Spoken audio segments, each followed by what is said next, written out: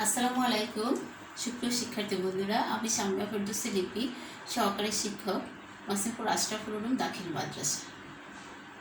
Online ক্লাসের পক্ষ থেকে তোমাদেরকে স্বাগত। নিশ্চয়ই তোমরা ভালো আছো, আমিও আলহামদুলিল্লাহ ভালো আছি। নবম দশম শ্রেণীর শিক্ষার্থী বন্ধুরা, তোমরা যারা রয়েছো, তোমরা তোমাদের প্রিয় বাংলা বই খাতা কলম নিয়ে বসে যাও। আমি আজকে তোমাদের জন্য সেই প্রিয় বাংলা বই থেকে একটি নির্দিষ্ট পাঠের উপর আলোচনা করি। পাঠে যাওয়ার আগে আমি তোমাদের সাথে একটু বলতে চাই, বলো তো শিক্ষার্থী বন্ধুরা, যে বাংলা কাব্যে অমিত্রাক্ষর ছন্দ বা সনেটের প্রবর্তন কে করেন জানো? হ্যাঁ, ঠিক বলেছ, মাইকেল মধুসূদন দত্ত। কবি মাইকেল মধুসূদন দত্তের তোমাদের সিলেবাসে এই বাংলা বইয়ে তোমাদের জন্য একটি নির্দিষ্ট কবিতা রয়েছে। বলো তো সেই কবিতাটির নাম কি? হ্যাঁ, ঠিক বলেছ, কপোতাক্ষ নদ। তাহলে কপোতাক্ষ নদ নিয়ে আজকে আমাদের আলোচনা। কি বুঝতে পারছো? দেখো, তোমাদের প্রিয় বাংলা বইয়ের 198 পৃষ্ঠায় রয়েছে এই কপোতাক্ষ নদ কবিতাটি। কপোতাক্ষ নদ কবিতাটি কে লিখেছে? কবি মাইকেল মধুসূদন দত্ত। তো শিক্ষার্থী বন্ধুরা, কপোতাক্ষ নদ কবিতাটি নিয়ে আলোচনা করার পূর্বে চলো আমরা মাইকেল মধুসূদন সম্পর্কে একটু জেনে নিই। কবি মাইকেল মধুসূদন দত্ত জন্মগ্রহণ করেন কত খ্রিস্টাব্দে? 1824 খ্রিস্টাব্দে 25শে জানুয়ারি। কোথায়? যশোর জেলার সাগরদাড়ি গ্রামে। তারপরে তিনি স্কুল জীবনের শেষে তিনি কলকাতার হিন্দু কলেজে ভর্তি হন। ওই কলেজে অধ্যয়নকালে তিনি ইংরেজি সাহিত্যের প্রতি তার তীব্র অনুরাগ জন্মে। তারপরে তিনি 1842 খ্রিস্টাব্দে খ্রিস্ট ধর্মে দীক্ষিত হন। এই যে 1842 খ্রিস্টাব্দে তিনি খ্রিস্ট ধর্মে দীক্ষিত হন, সে খ্রিস্ট ধর্মে দীক্ষিত হওয়ার পর তার নামে প্রথমে কি যোগ হয়? মাইকেল শব্দটি যোগ হয়। সেই থেকেই কবির নামের প্রথমে এই মাইকেল শব্দটি যোগ হয়। তারপরে দেখো, পাশ্চাত্য জীবনযাপনের প্রতি কিন্তু কবির তীব্র আগ্রহ ছিল। তীব্র আগ্রহের কারণে তিনি ইংরেজি সাহিত্যের প্রতি আকৃষ্ট হন। পরবর্তীকালে অবশ্য তার সেই ধারণা ভেঙে যায়। মাইকেল মধুসূদন দত্তের অমর কীর্তির নাম কি? মেঘনাদ বধ কাব্য। মেঘনাদ বধ কাব্যটি হচ্ছে মাইকেল মধুসূদন দত্তের একটি অমর কীর্তি। তারপরে তার অন্যান্য কাব্যগ্রন্থগুলোর মধ্যে রয়েছে তিলোত্তম সম্ভব কাব্য, ব্রজাঙ্গনা কাব্য, বীরাঙ্গনা কাব্য, তারপর চতুর্দশপদী কবিতাবলী। তারপরে নাটক রয়েছে কৃষ্ণকুমারী, শর্মিষ্ঠা, পদ্মাবতী, প্রহসন, একে কি বলে সভ্যতা, বুড়ো শালিকের ঘাড়ের। আর আমি প্রথমেই তোমাদের সাথে শেয়ার করে আমি ক্লাসটা শুরু করেছিলাম কি, যে বাংলা কাব্যে অমিত্রাক্ষর ছন্দ এবং সনেট প্রবর্তন করে তিনি বাংলা কাব্যে একটি নতুন মাত্রা যোগ করেন। এখন আমরা এই যে মাইকেল মধুসূদন দত্তর জন্ম, তারপরে ওনার অন্যান্য বিষয় সম্পর্কে জানলাম। এখন চলো আমরা সবশেষে যেটা জানবো, যে কবি কত খ্রিস্টাব্দে মৃত্যুবরণ করেছেন। কত খ্রিস্টাব্দে? 1873 খ্রিস্টাব্দে 29শে জুন তিনি পরলোক গমন করেন। তো ঠিক আছে শিক্ষার্থী বন্ধুরা, যেহেতু আমাদের নৈর্ব্যক্তিক প্রশ্ন থাকে, সৃজনশীল প্রশ্ন হয়, সেজন্য আমাদের এই তথ্যগুলা, খুঁটিনাটি বিষয়গুলো আমাদের জেনে নিতে হয়। এখন চলো শিক্ষার্থী বন্ধুরা, তোমরা তো বই নিশ্চয়ই খুলেছ, এখন মনোযোগ সহকারে দেখো, আমি কবিতাটি একটু আবৃত্তি করি।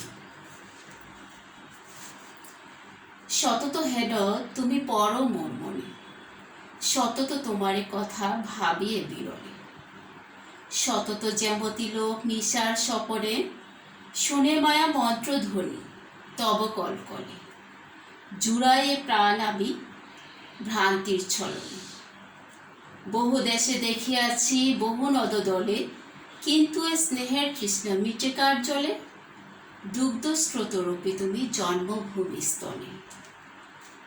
আর কি হবে দেখা? যতদিন যাবে প্রজারূপে রাজরূপ সাগরের দিতে, বাড়িরূপ কর তুমি এমিলিতে গাবে, বঙ্গ জনের কানে সখে সখারিতে, নাম তার এ প্রবাসে মজি প্রেম ভাবে, রয়েছে যে তব নাম বঙ্গের সঙ্গীতে। অত্যন্ত সুন্দর একটি কবিতা। কপোতাক্ষ নদ কবিতাটি কিন্তু কি চতুর্দশপদী কবিতা। চতুর্দশপদী কবিতা কেন বলা হয়? অর্থাৎ 14 লাইন বিশিষ্ট কবিতা। এখন চলো শিক্ষার্থী বন্ধুরা, আমরা এই যে কবিতাটি আবৃত্তি করলাম, এখান থেকে নিশ্চয়ই কিছু শব্দ তোমাদের কঠিন মনে হচ্ছে। তোমরা সেই শব্দগুলা একটু বাছাই করো। আমি তোমাদের জন্য দেখো কিছু শব্দ বাছাই করেছি। দেখো, বলো তো বিরলে। বিরলে শব্দের অর্থ কি? মানে একান্ত নিরিবিলিতে। বিরলে মানে কি? একান্ত নিরিবিলিতে। কি শিক্ষার্থী বন্ধুরা, কঠিন মনে হচ্ছে? দেখো, নিশা। নিশা মানে কি? রাত্রি। নিশা মানে হচ্ছে কি? রাত্রি। তারপরে দেখো ভ্রান্তি।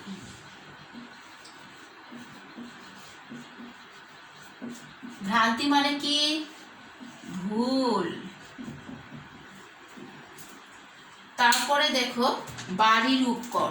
আমরা কবিতায় পড়েছি বাড়ির উপকর।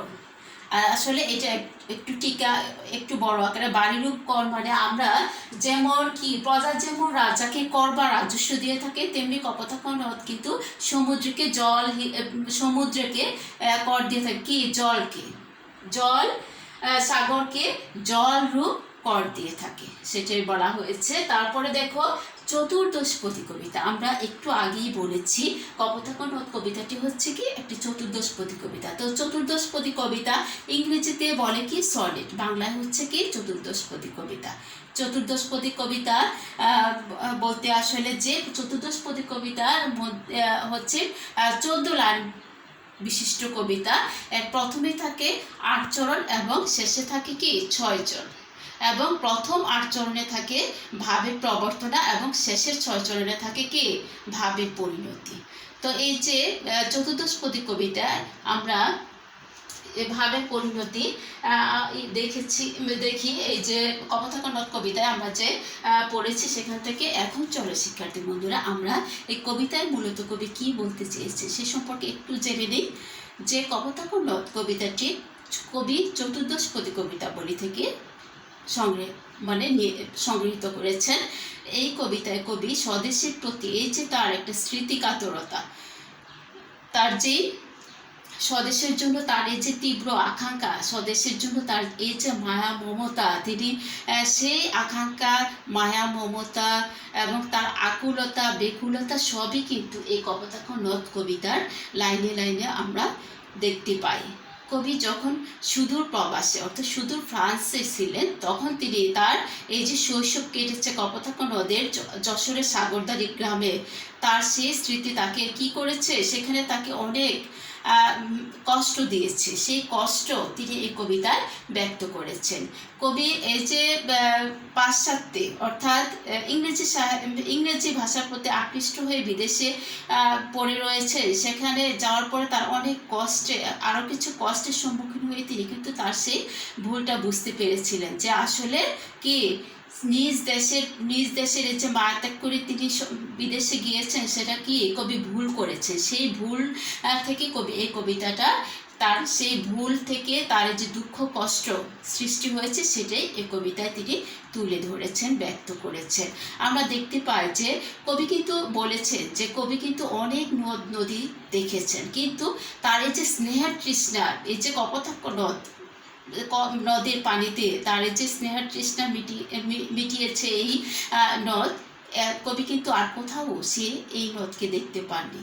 আর কি হবে দেখা, এই যে কবির একটা বেকুলতা, মানে কবির আর কোনোদিনও যদি দেখা না হয় কবি সেই কষ্ট, এই জন্য কবি বলেছেন যে মা যেমন সন্তানকে শত ভুল করলেও ক্ষমা করে দেয়, কপোতাক্ষ নদের যেন তাকে কি করে বন্ধু ভেবে সেই এই যে তার যে কষ্ট, তাকে ছেড়ে তিনি যে বিদেশে পড়ে রয়েছেন, অন্যায় করেছেন, তিনি মনে করেছেন তার দেশের প্রতি, এই কপোতাক্ষ নদের প্রতি, সেই ভুলের তিনি ক্ষমা চেয়েছেন।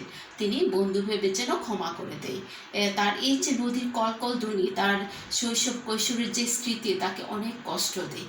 তো শিক্ষার্থী বন্ধুরা, আমরা এই যে কবি পরিচিতি পড়লাম, তারপরে কবিতাটি পড়লাম, এখন আমরা কবিতার মূল ভাবটা একটু জেনে নিলাম। এখান থেকে আমাদের যেহেতু সৃজনশীল প্রশ্ন হয় এবং নৈর্ব্যক্তিক প্রশ্ন থাকে, তো শিক্ষার্থী বন্ধুরা, আমি আগেও তোমাদেরকে বলেছি, যে কোনো গদ্য আমরা পড়বো, যে কোনো পদ্য আমরা পড়বো, সেই গদ্য এবং পদ্যের মূল ভাব যেটা, সেটা যেন আমাদের মাথায় থাকে। তাহলে যে কোনো সৃজনশীল উদ্ধৃতি থাকুক না কেন, যে কোনো জায়গা থেকে প্রশ্ন আসুক না কেন, আমি প্রশ্নটা দেখেই বুঝতে পারবো এটা ওই কবিতা থেকে এসেছে, ওটা ওই গদ্য থেকে এসেছে, এবং আমাদের একটুও কষ্ট হবে না, সব কিছু সহজ মনে হবে।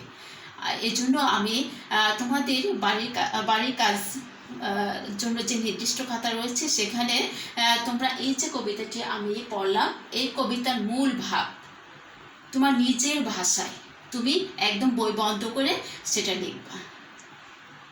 তো শিক্ষার্থী বন্ধুরা, আমি আবারও তোমাদের সামনে অন্য কোনো ক্লাস নিয়ে হাজির হব, অন্য কোনো ক্লাস নিয়ে। সেই পর্যন্ত তোমরা ভালো থাকো, সুস্থ থাকো, নিরাপদে থাকো। ধন্যবাদ সবাইকে।